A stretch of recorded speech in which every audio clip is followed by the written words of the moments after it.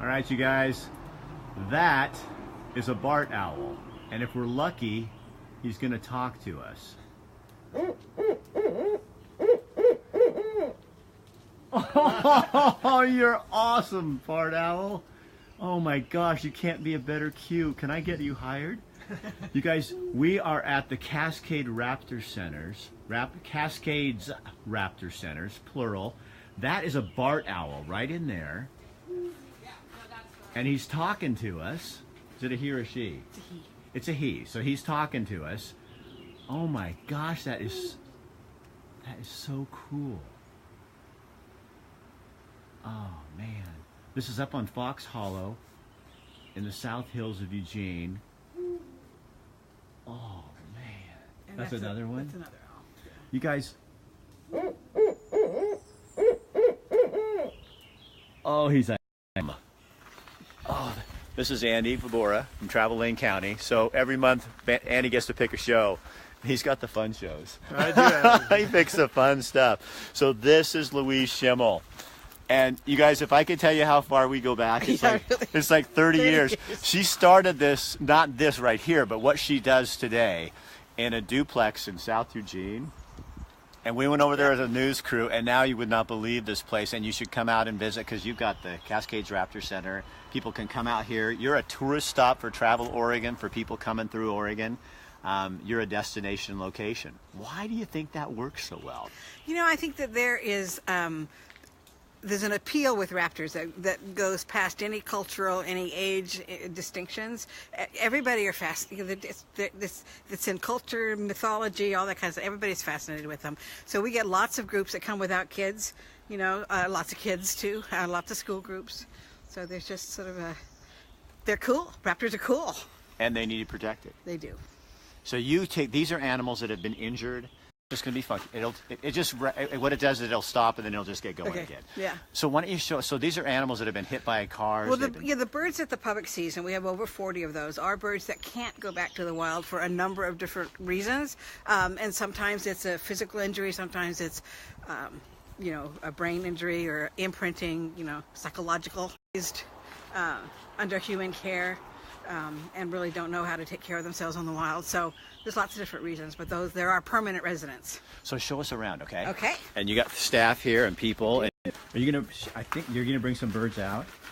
Yeah, I'm gonna let Kit do some talking here. And you are. Hi, I'm Kit Lacey. And what do you do here, Kit? I'm the education director, so I'm overseeing all of the training of our resident birds that the public gets to meet. So what should we see? What should we look at? What should we see? Yeah, what do you want to show us? Well, let's come around and meet Dimitri. Okay. He is kind of our spokes owl here. Here he is. Oh my gosh, look at you. So Dimitri has a lot of things to say.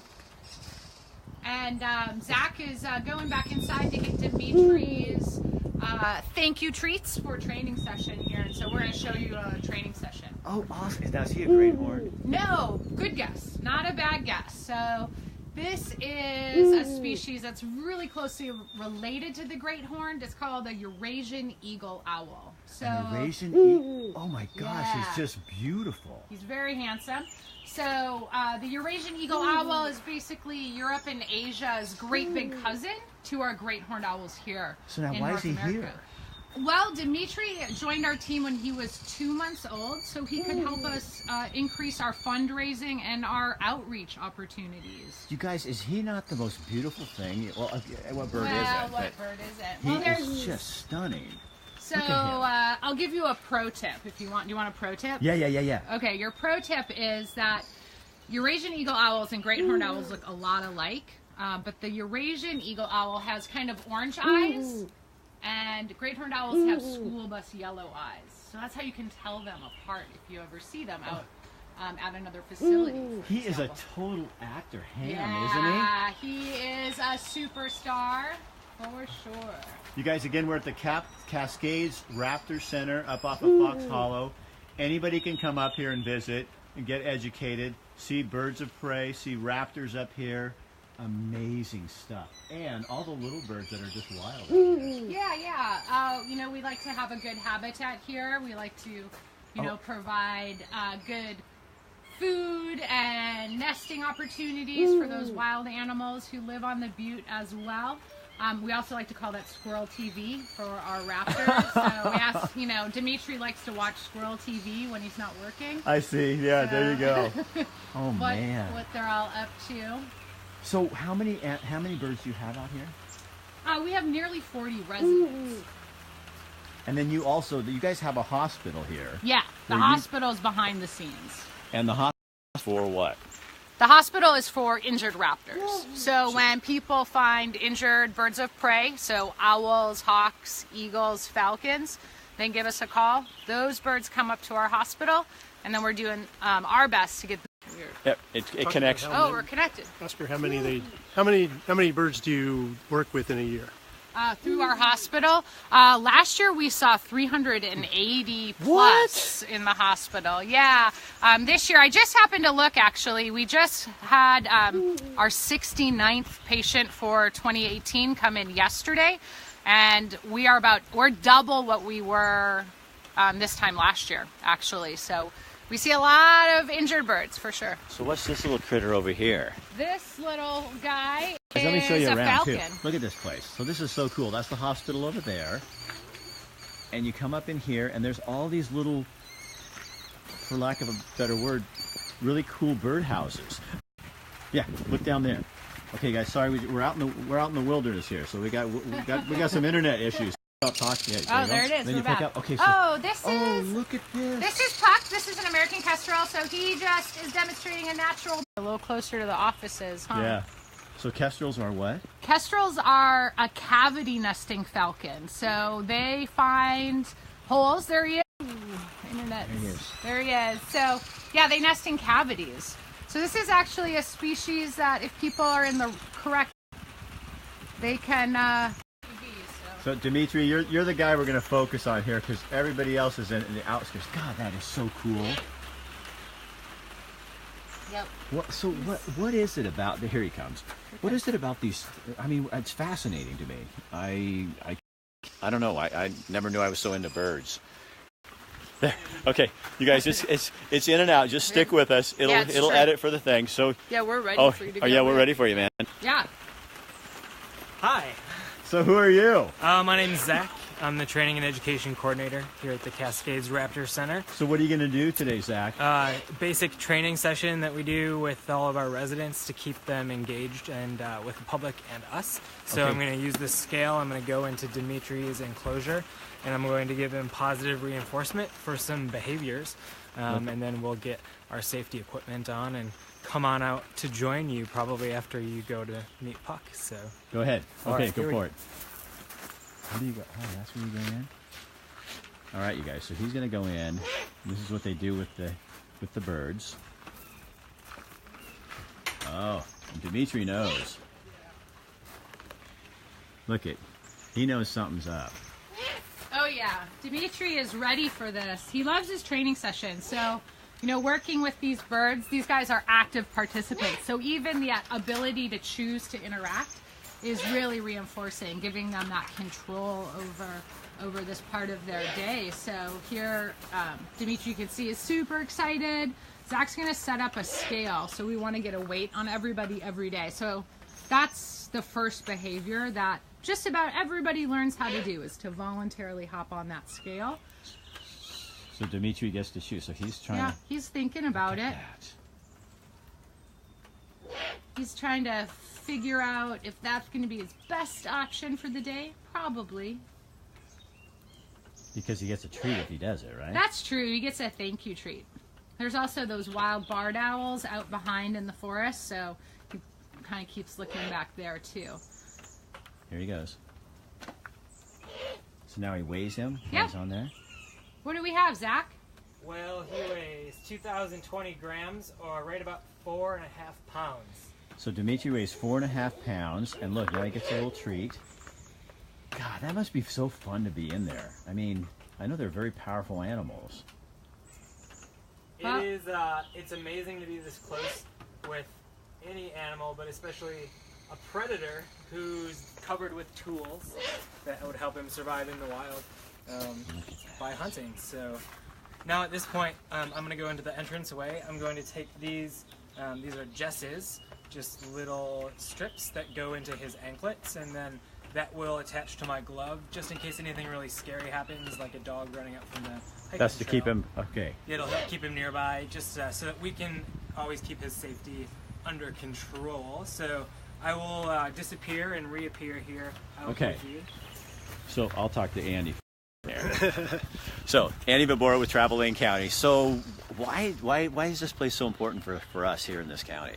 Well, it's just one more of those unique things that we have to offer, not only to the locals but to visitors who come to the area.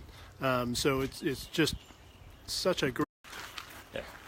It's a great opportunity just to learn about these amazing animals, and we have it right here in our backyard. And I think it's one of those things that still a ton of people don't even know about. So we're really happy to be able to bring this show today and talk about it and expose this great center to, again, locals and visitors. And Travel Lane County, Oregon, Travel Oregon was just here. This is one of the stops they put on there for people coming internationally to see this. Yeah, Travel Oregon does what they call a road rally each year, and so they bring in international tour operators and they put them in cars and they travel throughout the state of Oregon, and as part of their day they have a mandatory stop. So every single group, and this is groups from about a dozen different countries who are here looking to put together packages to bring international visitors here, and Cascades Raptor Center was one of their mandatory stops this year. So we were pretty excited about that, to get them out here to see it, and that means that we're going to have some international visitors coming back to see this beautiful place. And where it sits is so nice. We're up in the top in Fox Hollow, way up by Spencer Butte.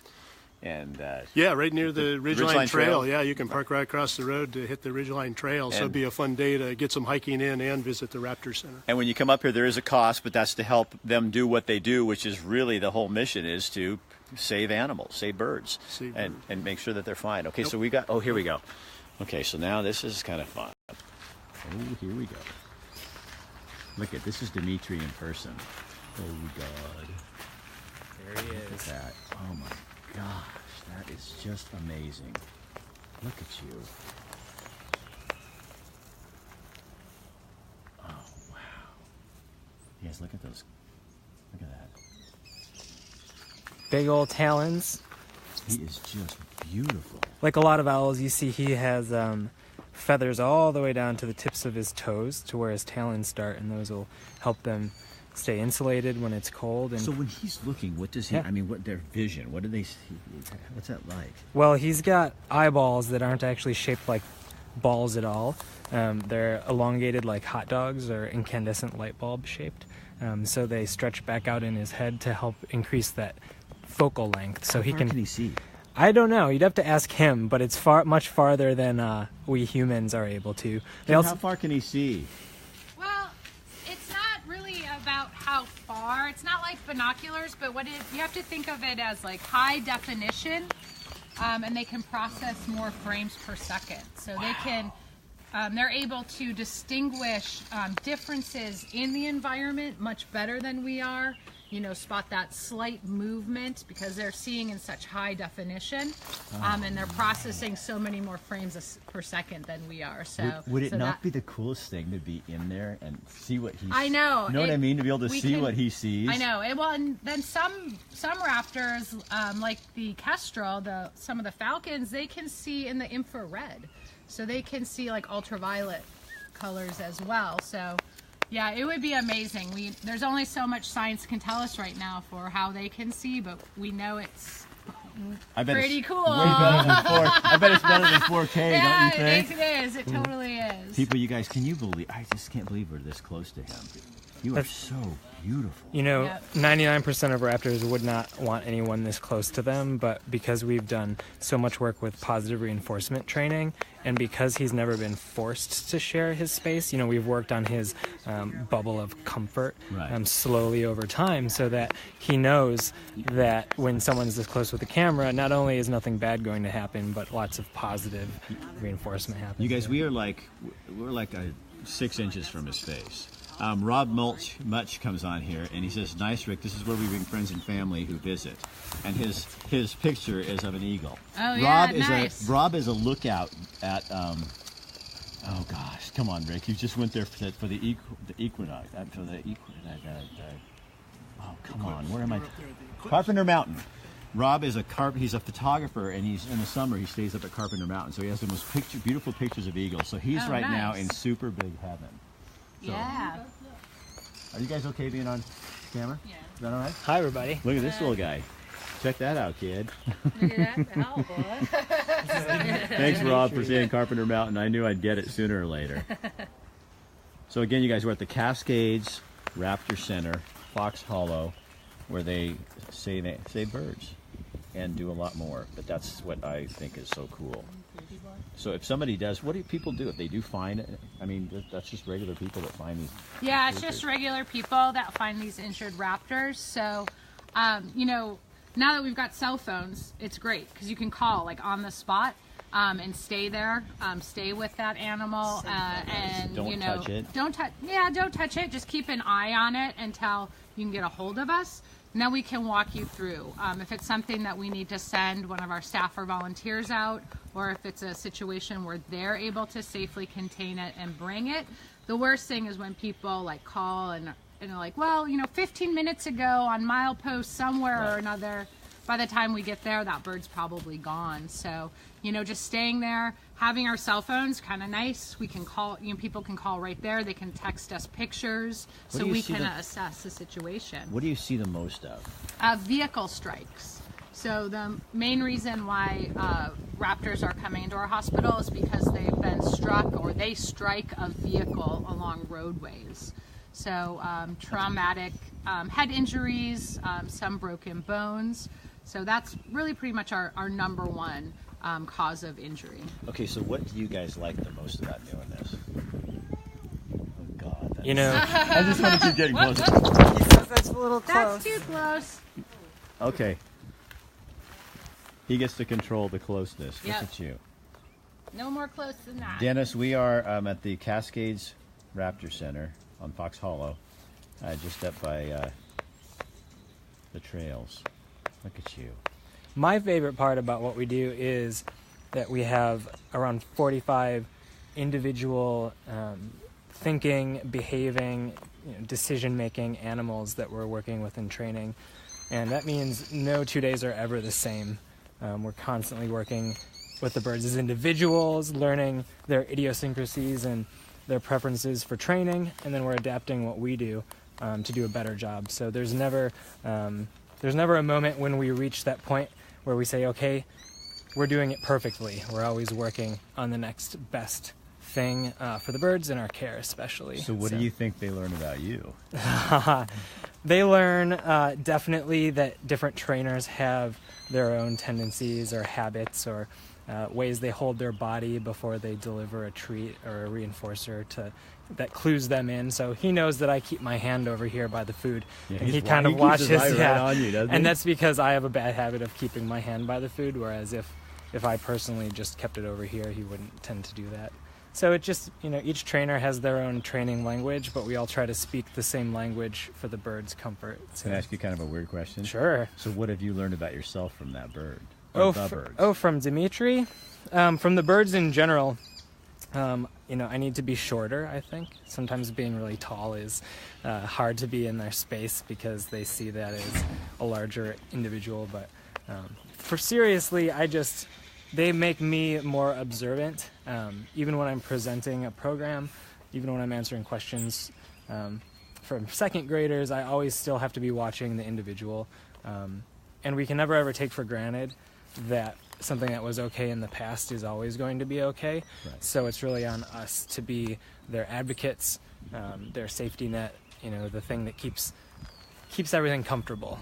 Good job. Thank you very much. You have a good job. Yeah, this is the most amazing job. If you ever want to work with animals, I suggest you go to school, study some natural science, and learn a lot about behavioral psychology. We use the same psychology for training that folks use for humans, so we're all making decisions, and we all like to be reinforced and rewarded for those.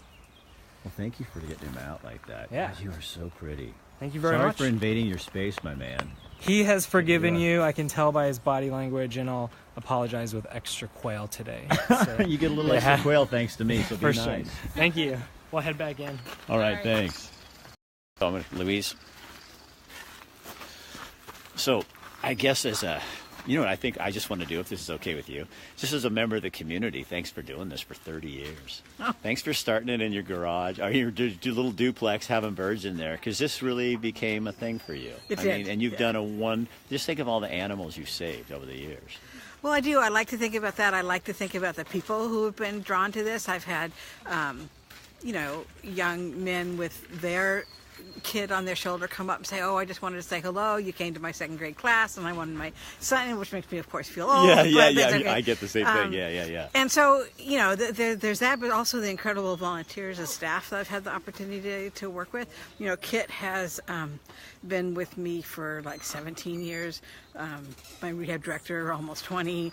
Wow. And, and we are always attracting great people who are fascinated with these birds too. And I don't want you to do this, but I will do it. You guys, they can't do this without help from everybody. So Absolutely. Funding is always, for nonprofits, is always something that's helpful. So if this is something you want to see more of and do stuff, Cascade Raptor Center, you can find them on the Facebook, you can find them on the internet, or you can just do yourself a favor and come out here and spend the $9 and come in and enjoy yourself. Sure. Or join and become a member and get to come as many times as you want for free. There's for an a year. idea. Yeah.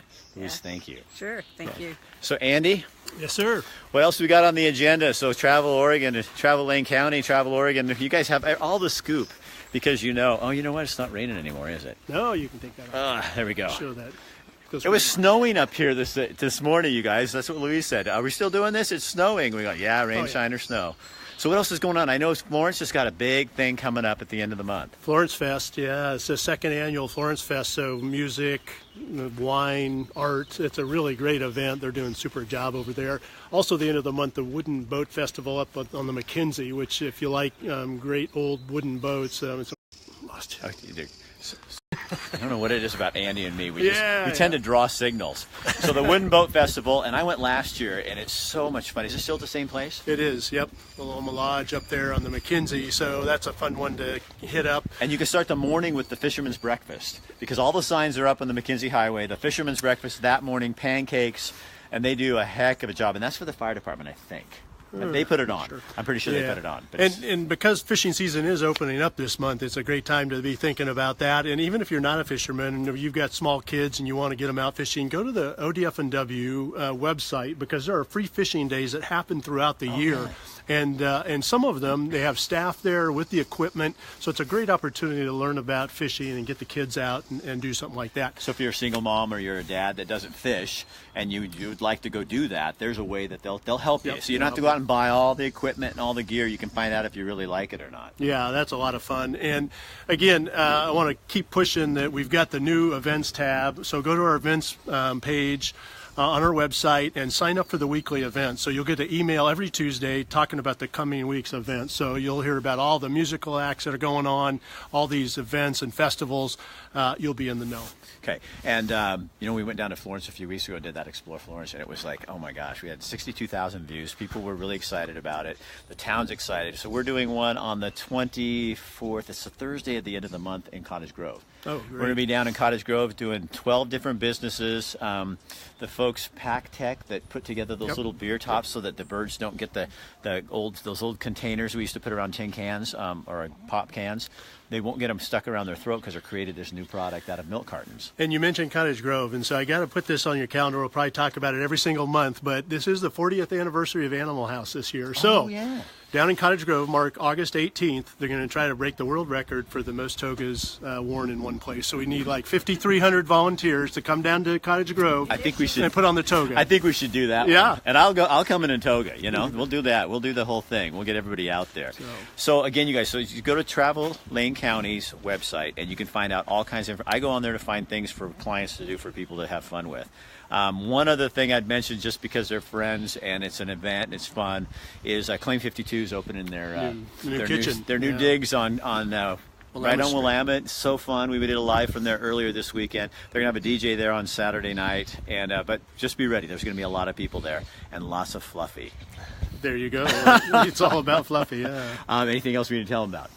Nope. We'll see you next month. All right, you guys, thank you. Thank the folks here. Be sure and come out to the Cascades Raptor Center, just off of Fox Hollow. Great place to bring the family, bring your friends. Like Rob came on earlier, he says anytime he has visitors in town, this is where he brings them, because you're going to see animals, birds that are in this area, and what they do for them out here. So thanks again. Have fun. Have a good weekend, and I will see you next week. And what I'm doing, I don't know, because I never know until it happens. All right, see you guys later. Louise, thanks you guys for having us out.